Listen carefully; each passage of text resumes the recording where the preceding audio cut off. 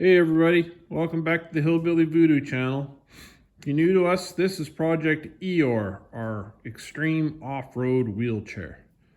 Now if you've been following along, we're mashing together a snowmobile and a lawnmower and a bunch of other random stuff, and we're building a tracked off-road wheelchair type vehicle thing. So last time we had finished the machining on our spacer right there so that we can mount that brake rotor on there. Got everything all put together here now, bolted all up. It's all put in where it's gonna be finally. We have not welded this flange to this flange yet, just in case our plan here is totally screwed up and doesn't work. We can take it all apart and start over again. So what do we got to do now? Well, we got a rotor on here, but we don't have a brake caliper. So we have a brake caliper right here, again off of that motorcycle. If you're new to us, you should go back and watch the rest of this build. It's kind of neat. But anyways, here's our brake rotor. We're going to slide that on there to the place where our brake rotor should be. We're going to put our rim back on just to make sure that everything is going to line up and clear, unlike the part back here where we had to chop it all off. Well, looks like we got about a ½ inch, maybe a little bit more of clearance back there. That's going to move around. That should be all good.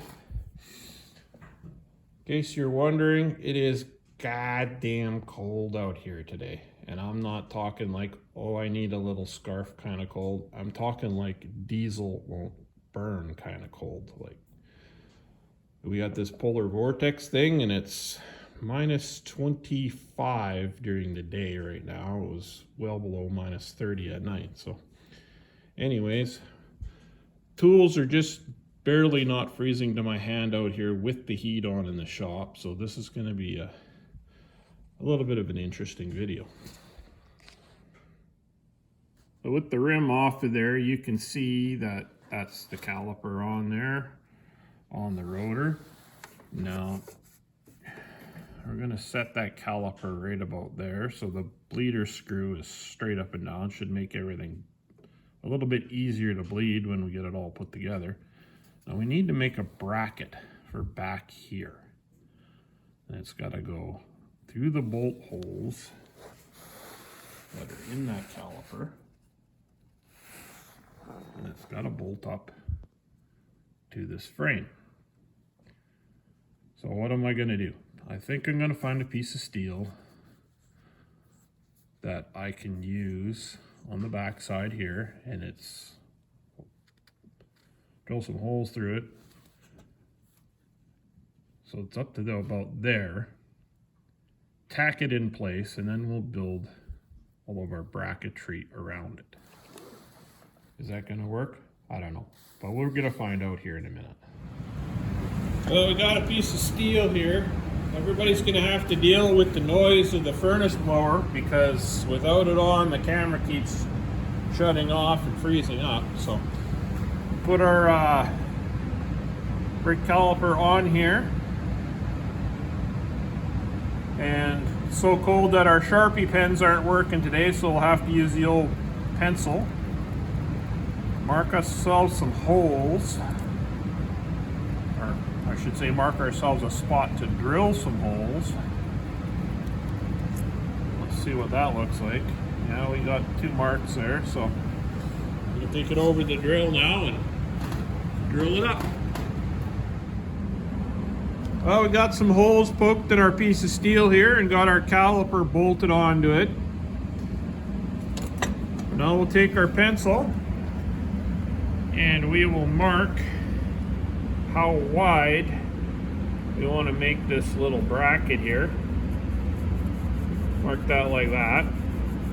Now we'll take the caliper off of there and we will scribe a line all the way down this piece of steel here. And then we can cut it and make our bracket out of it.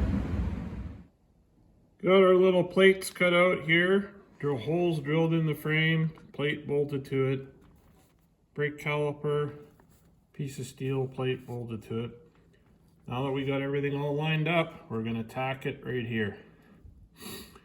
What has been a blink of the eye for you in the YouTube reality has been 3 days of me fighting with frozen broken stuff and gelled diesel fuel and frozen batteries. So this video is going to be out a little bit later than the last few. So we're going to break out the welder here and hopefully the CO2 solids will turn into CO2 gases and we can weld that stuff together.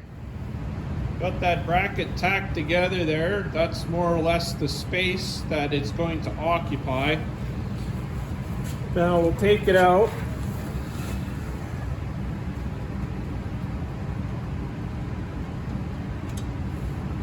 And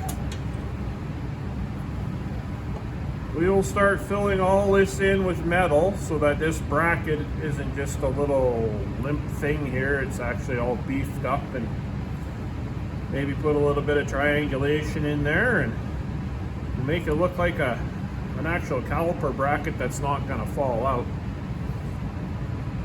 See what happens with this project.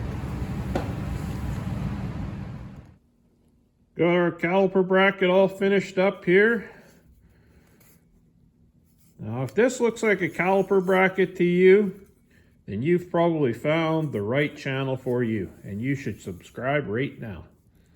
And if this doesn't look like a caliper bracket to you, well, you should subscribe so that you learn what caliper brackets look like on a weird hillbilly built off-road tracked vehicle type thing.